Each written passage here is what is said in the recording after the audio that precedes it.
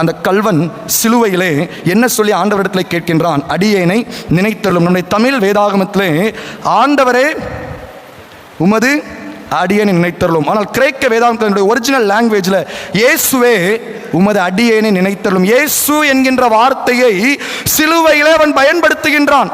அதற்கு முன்பு வரைக்கும் நீ கிறிஸ்துவானால் என்ற சந்தேகத்தோடு பேசினவன், கேள்விகளை கேட்டவன், இப்பொழுது இயேசுவே என்று அழைக்கின்றான். அந்த அழைப்பு தான் இயேசு கிறிஸ்துனுடைய இறை பணியினுடைய வெற்றி, இறை பணியினுடைய சாதனை. இன்றைக்கு இயேசு கிறிஸ்துனுடைய நாமத்தை பலர் அறிக்கை செய்ய மறுதலிக்கின்றார்கள். இயேசு கிறிஸ்துவை அறிந்து கொள்ளாத ஜனங்கள் எத்தனையோ பேர் இருக்கின்றார்கள்.